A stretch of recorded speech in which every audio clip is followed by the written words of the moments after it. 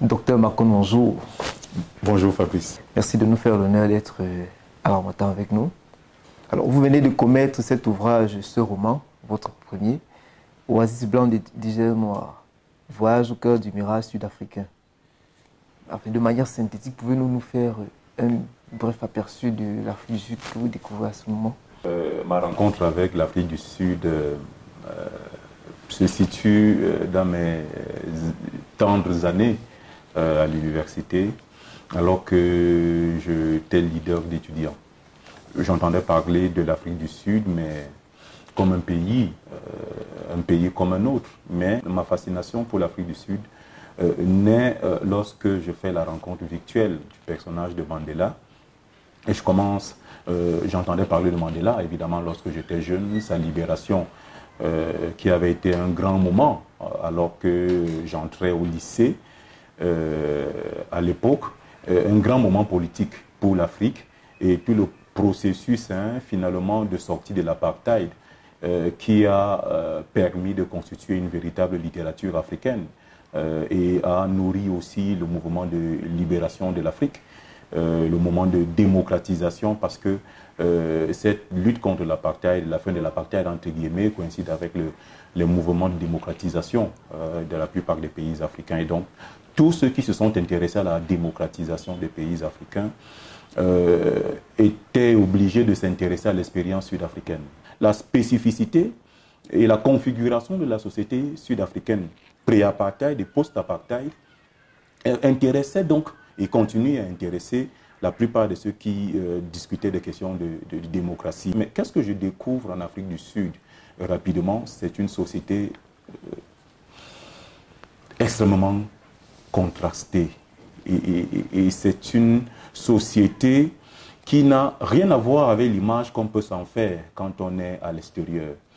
On est surpris par une diversité de clichés.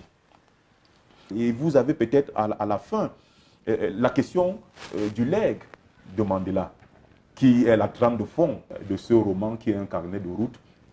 Mandela à la fin, qu'est-ce qu'il a laissé? Qui était-il finalement?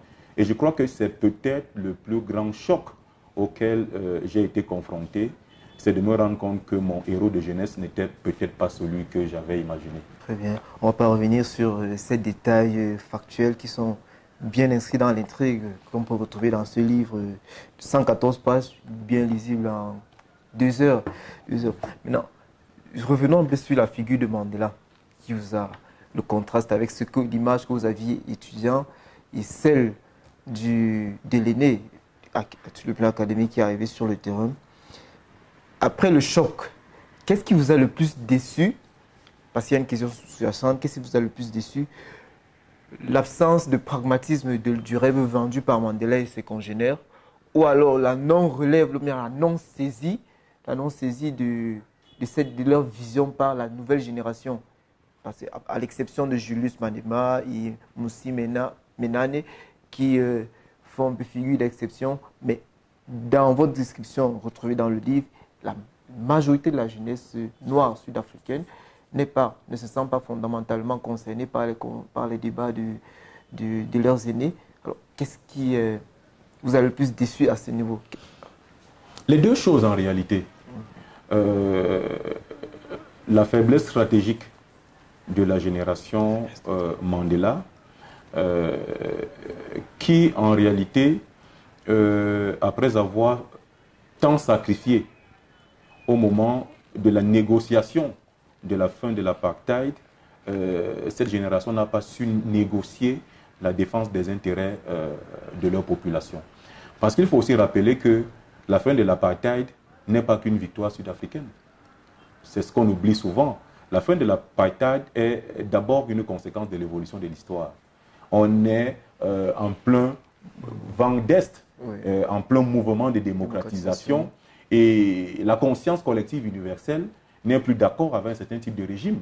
Et donc, tout le monde est d'accord qu'il faut déjà penser à la fin, à la fois des autocraties et tous les autres régimes qui y ressemblent, dans lesquels des populations sont marginalisées.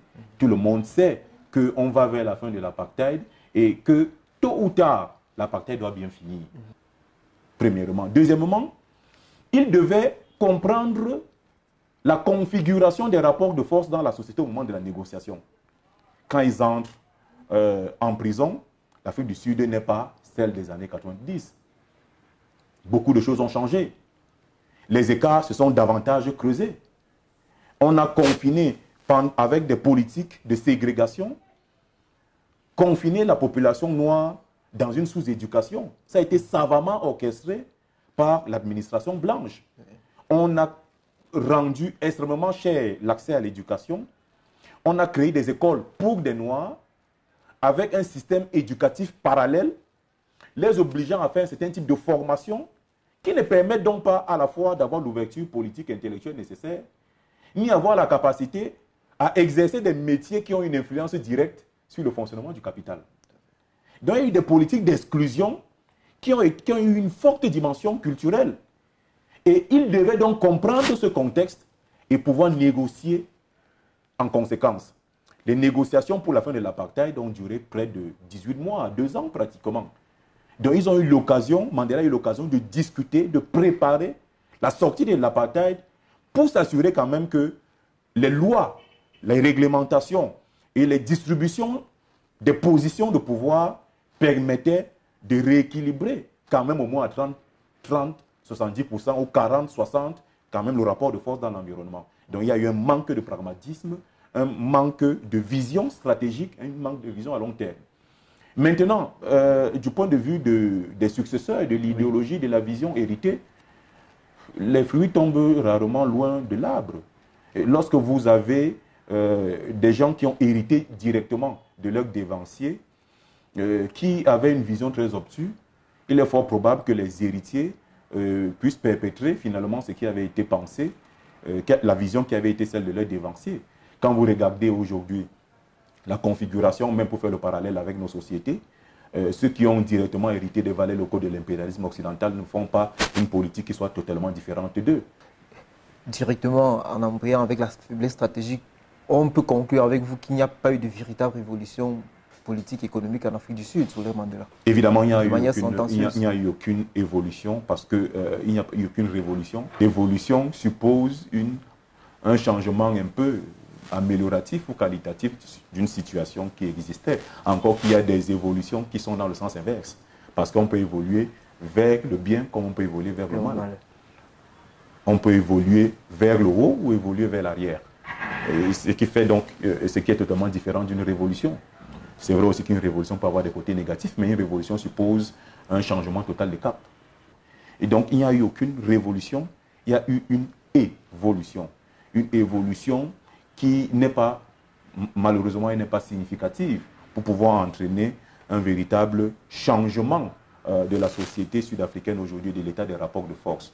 On a eu certainement avec la démocratie une capacité des leaders noirs à pouvoir mieux s'exprimer parce que par le fait du nombre, il y a la capacité aujourd'hui d'influencer les votes, de décider des dirigeants parce que la population noire est plus nombreuse que la population blanche. Mais il y a l'imbrication d'intérêts qui fait qu'aujourd'hui, malgré le fait que la population noire ait l'avantage du nombre, elle est toujours minoritaire démocratique. Et je prenais cet exemple-là. Le président ne nomme pas le ministre des Finances. Il est presque toujours blanc, le ministre des Finances. Et on dit que si on nomme noir, il peut faire peur au marché. On ne sait donc pas si c'est la couleur qui va faire peur au marché, ou bien c'est son identité, ou sa compréhension du monde, ou de ce qu'il représente du point de vue de l'imaginaire à la fois de la société et des marchés. Est-ce que finalement ce n'est pas le problème de la plupart de nos leaders pour globaliser au niveau africain? Au départ, il y a une ambition qui n'est pas personnelle. Et puis à la fin, on se retrouve avec des individus qui sont accrochés à leur ambition d'accéder à un certain nombre de fonctions, de postes.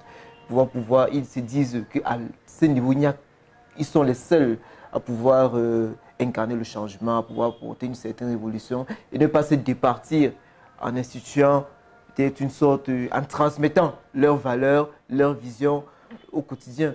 Parce que la question peut s'étendre non pas pour Mandela et ses congénères, mais également pour Patrice Lumumba, Thomas Sankara et bien d'autres qui ont été assassinés, peut-être par, on va dire, manque de stratégie ou alors tactiques différentes. Bon, est-ce que finalement, ça ne pose pas le problème de la qualité ou bien de la nature de nos leaders?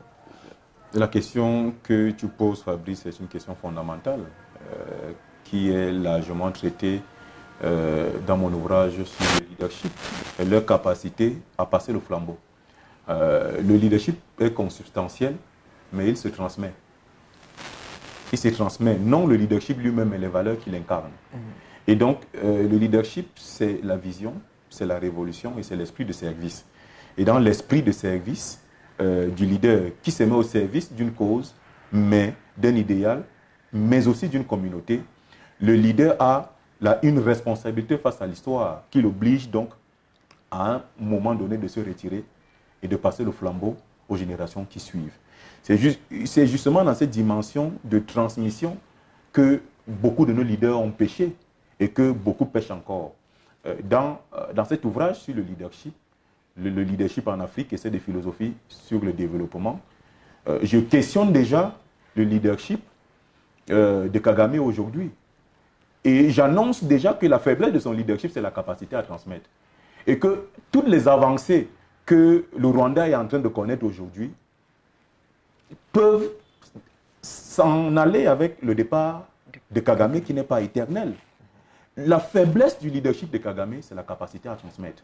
Parce que quand vous regardez Kagame, vous regardez la configuration de ceux qui l'entourent, on ne voit pas émerger des figures qui puissent aujourd'hui être en capacité de prendre la relève après lui. Et donc il faut s'inquiéter quant à l'avenir du Rwanda après Kagame. C'est presque la même réflexion qu'on peut avoir pour les leaders que vous avez évoqués, Lumumba, Sankara, et la plupart de ceux qu'on peut catégoriser, les Jomo Kenyatta et d'autres, certains ont peut-être eu des héritages plus heureux, Jomo Kenyatta, Kwame Nkrumah. Alors, Barack Obama, l'ancien président américain, qui disait dans un discours à Accra que l'Afrique a davantage besoin, non pas d'hommes forts au pouvoir, mais d'institutions fortes. Avec ce tableau en débit teinte que vous venez de peindre de nos leaders, de nos institutions, quel est le choix à faire? L'institution ou alors les individus? Je crois que on doit faire le choix des deux. Parce que les deux sont totalement imbriqués et moi, je n'ai pas été d'accord avec le propos de Barack Obama parce que ce sont les hommes qui font les institutions. Il n'y a pas d'institution forte sans hommes forts.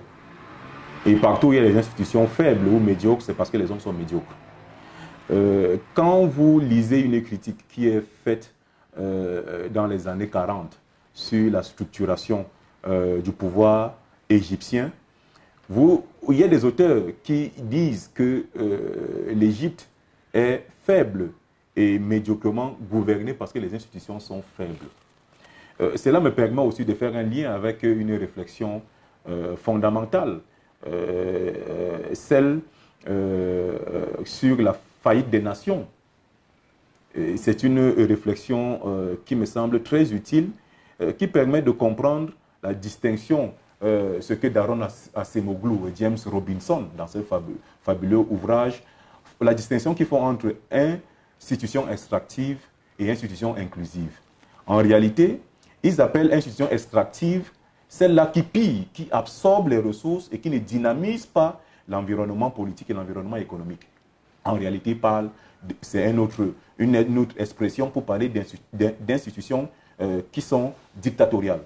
Et ce qu'ils appellent l'institution inclusive, c'est les institutions qui permettent une participation plus accrue des différents acteurs sociaux, une meilleure participation des citoyens à la prise des décisions, au contrôle de l'action politique, au contrôle de l'action gouvernante et des institutions qui sont favorables à l'expression de la liberté, au respect de la liberté d'entreprendre, la liberté de commerce, la liberté d'industrie, qui sont les libertés économiques, mais aussi à l'ensemble des libertés politiques sans lesquelles il n'y a pas de construction d'un environnement démocratique. Et il démontre dans cet ouvrage-là que la nature des institutions est fondamentale dans la construction de la démocratie. Mais l'erreur qu'ils font eux aussi, c'est de minorer le rôle que les individus ont sur la nature et la coloration des institutions. Si vous avez des leaders qui sont porteurs de valeurs, qui comprennent finalement quel est le rôle des institutions. Et tout à l'heure, tu as donné une définition des institutions qui était parcellaire. Parce que dans une compréhension des institutions, il faut avoir un double niveau de compréhension. Il y a la dimension des institutions, ce qu'on appelle institutions organes, et ce qu'on appelle institutions normes. Parce que les normes sont des institutions. Les règles de droit sont des institutions, mais on parle d'institutions normes et d'institutions organes pour faire la claire distinction entre organismes vivants et normes juridiques. Et donc, la coloration des normes, la nature des normes, le contenu des normes juridiques et aussi les organes donc institués permettent à ce moment-là d'exprimer un véritable leadership. Il y a donc un lien évident entre le leadership qui est porté par des individus, les valeurs qu'ils incarnent et la coloration des institutions. Si vous avez des valets locaux de l'impérialisme qui sont totalement contrôlés par l'extérieur, ils vont vous bâtir des institutions qui vont défendre les intérêts de ceux qui sont à l'extérieur. Vous aurez donc des institutions totalement extraverties. J'aime souvent prendre l'exemple du Sénat. Il y a bien un Sénat en France, il y a un Sénat au Cameroun. Mais regardons le fonctionnement de ces deux Sénats qui sont la même institution. Vous avez eu un Sénat qui est démocratique en France et un Sénat qui ne sert à rien au Cameroun. C'est bien deux institutions, mais la qualité des leaderships qui sont exercés en France et au Cameroun vont donner une coloration à ces deux institutions qui sont en réalité, du point de vue de leur fonction, la même institution. Donc il y a un lien fondamental entre la qualité des institutions et la qualité du leadership. Si vous avez de bons leaders, de véritables leaders, ces leaders vont doter le pays d'institutions qui seront fortes. Il y a donc, s'il y a aussi des institutions fortes, elles vont permettre de créer un cadre propice à l'érection de leaders forts. Donc, c'est comme la fameuse théorie de l'œuf et de la poule. Donc, des leaders forts vont créer des institutions fortes. Les institutions fortes vont permettre l'érection des leaders forts. Pour terminer, et l'Afrique, on dit généralement, ceux qui sont à l'étranger, hors de l'Afrique, ils disent « je vais en Afrique », l'Afrique, s'ils ont une peinture globalisée de l'Afrique, ils ne singularisent pas par pays.